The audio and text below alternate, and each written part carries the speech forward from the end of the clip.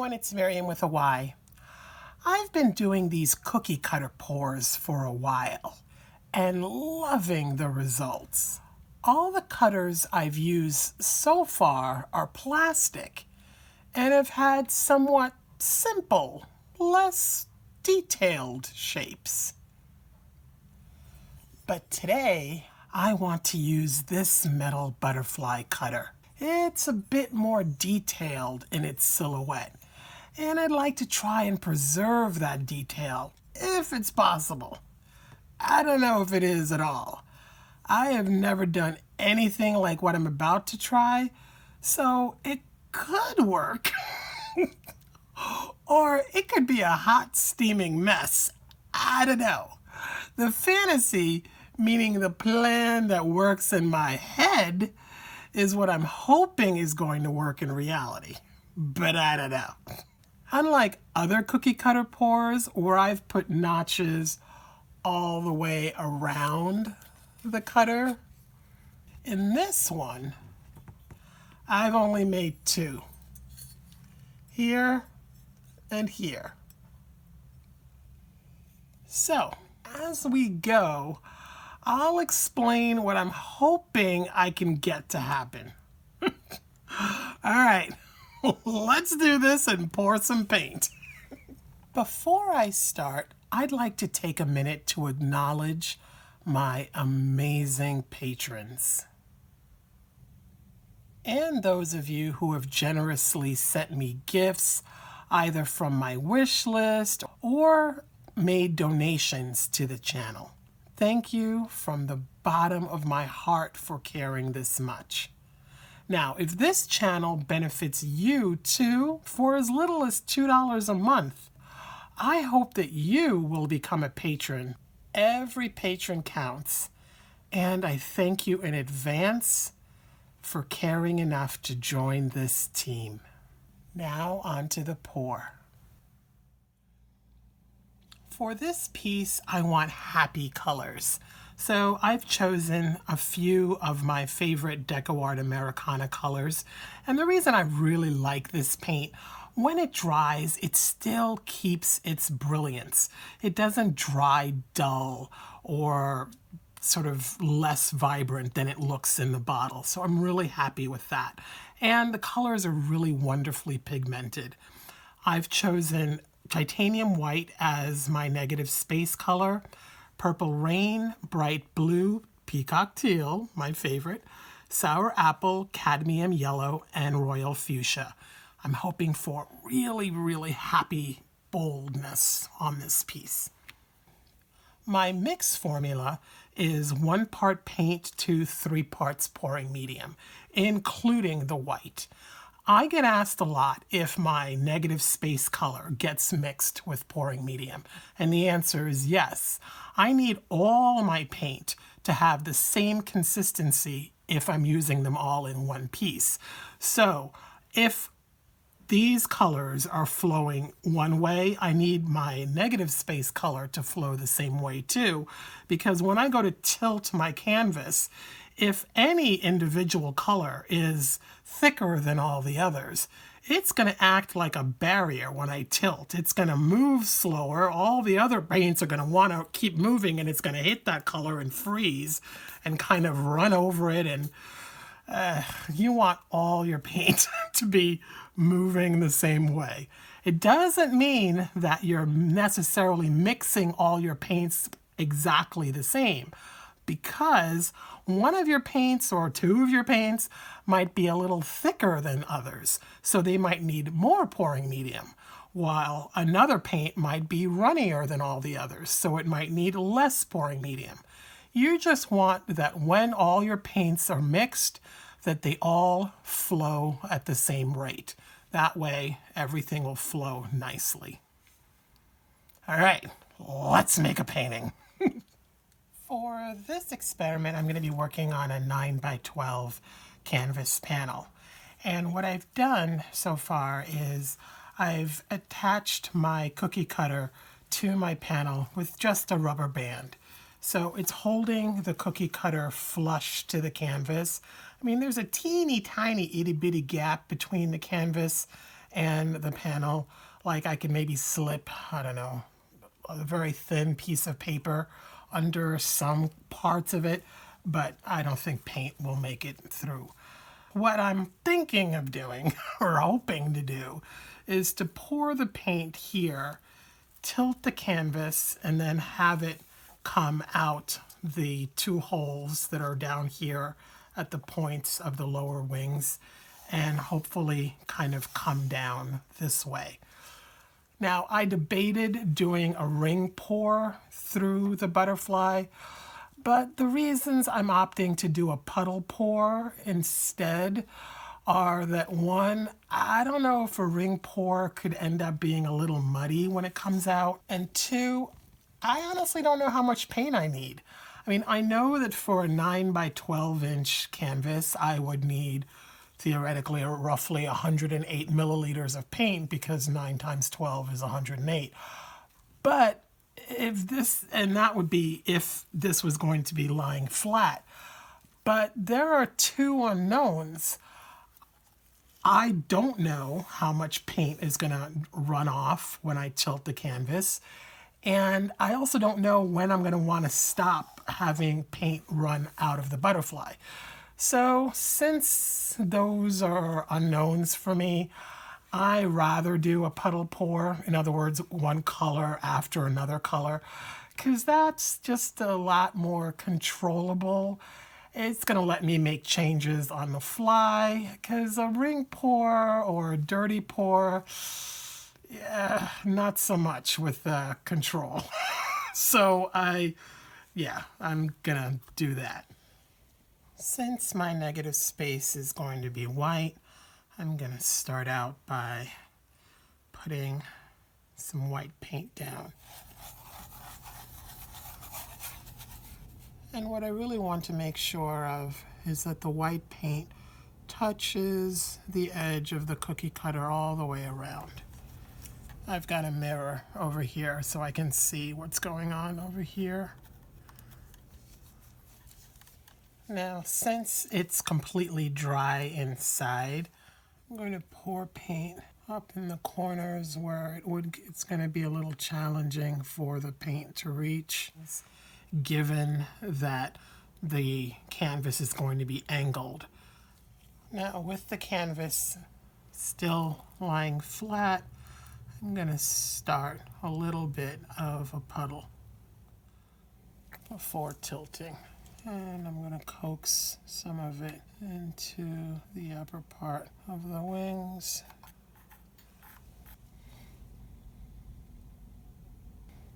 A hint of white. Some green. Now I'm going to start my tilt. So I'm going to lift this, put that there. I'm going to put this here to catch some paint. The incline is kind of about like that. So paint is starting to escape. Oh, my word. Okay. All right.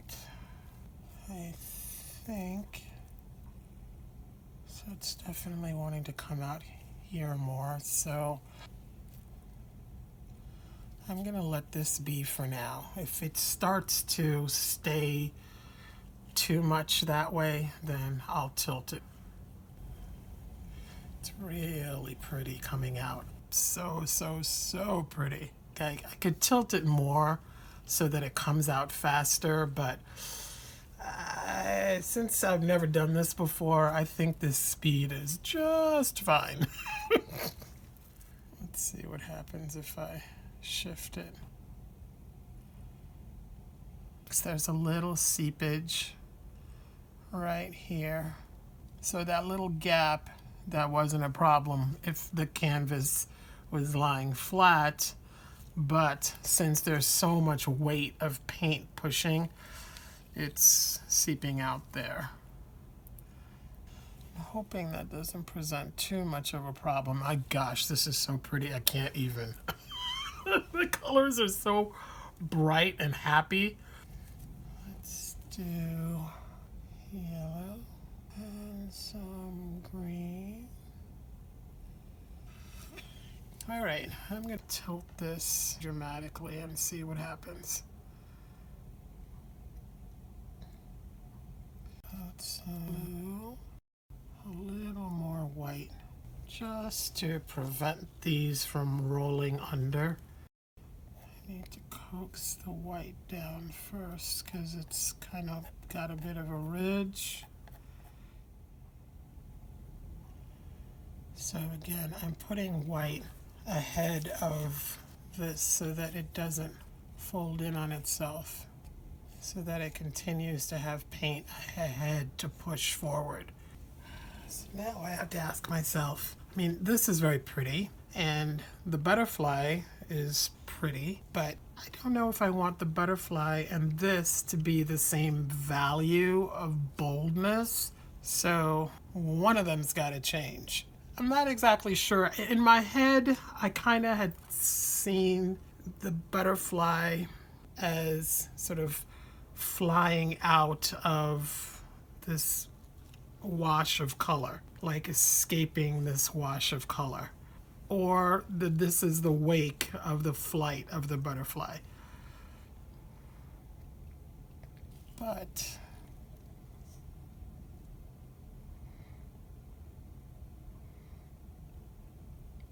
it's kind of silly how much I love watching paint escape from the holes of these things. I still don't know what I want to do.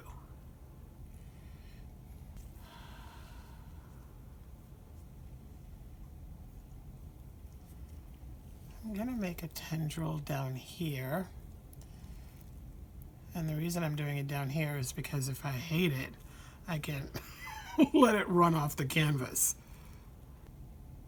I'm wondering if I should blow. All right, I'm going to try blowing, see what that does.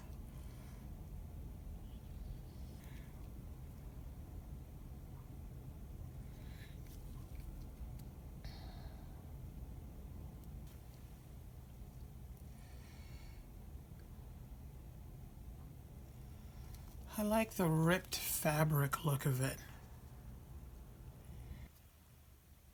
Oh wow, this is so unlike anything I've ever made, ever, ever, ever. That's cool. Let's give this a little more paint to play into.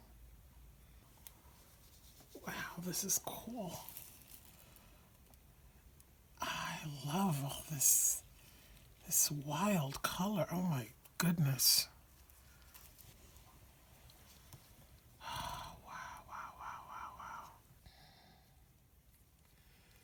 wow. Okay, I gotta tell you, this is not at all what I'd envisioned.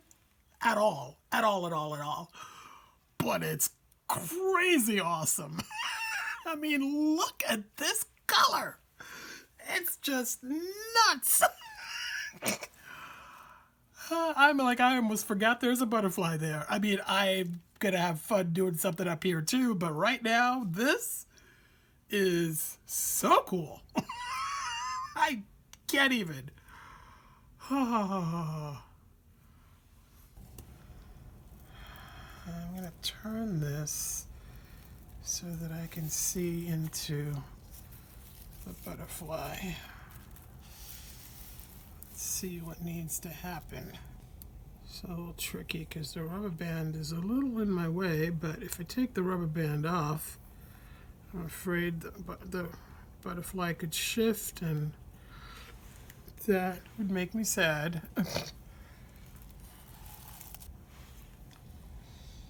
I'm trying to decide what all to do in this, inside this little guy.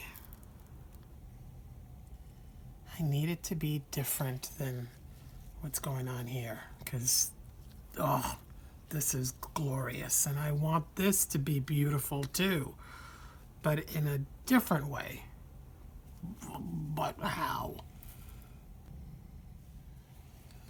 I can't make too big of a puddle because then I'm gonna have some problems when it goes to dry, but what I do want is something that I can move around a little. Seriously, is this not crazy beautiful? Oh, okay, but the butterfly needs work. Butterfly needs something special too, and I don't know what to give it. I don't know.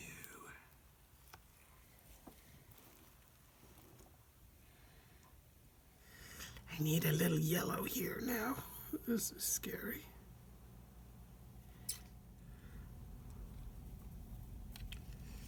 Just want to balance out the two. There's a lot of yellow on that side, so I want to have a little bit more on this side.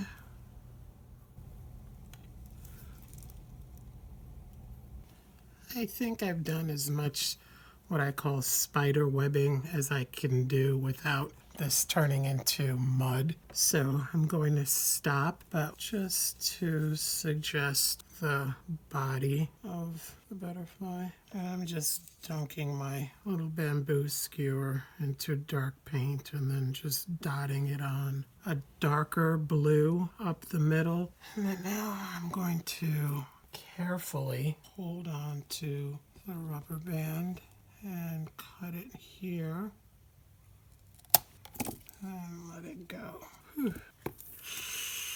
Scary, scary. Now I have to correct the little blank spot of paint where the rubber band was sitting on both sides. Carefully turning this little guy. There's a little bit of bleeding out here too. I'm hoping that there's enough color inside the butterfly to make up for this so that you'll still be able to see what's going on with the butterfly in spite of that. That's my hope. I definitely suspect I'm going to lose all definition down here, but I'm hoping there's enough definition around here to definitely let the butterfly show up. And I've never been one to name pieces so much, but this one, I feel like I have to call it Birth of a Butterfly. I mean, it just feels like that. All right, stop stalling, Miriam. Lift the cutter.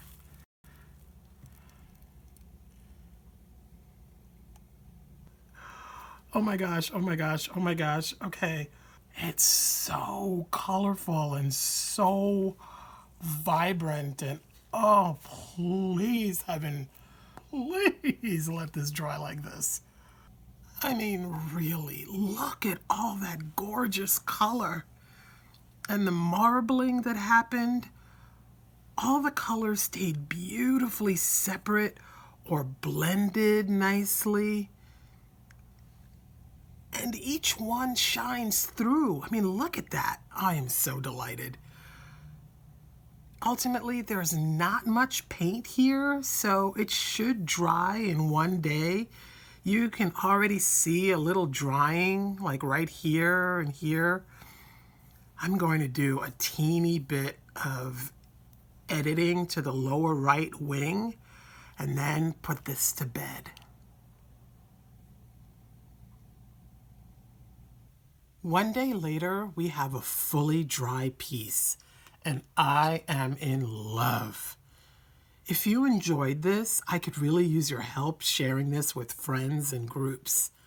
Hit the thumbs up for more videos with acrylics, alcohol inks, and resin. For ideas, advice, and more from people all over the world, join my Facebook group, Miriam's Fluid Art Tribe. And for more videos, art, and giveaways this year, become my patron on Patreon. Links for everything are in the description box below this video. I can't wait to make more things to show you. I hope you have a wonderful time letting your creative natures shine. See you soon. Bye now.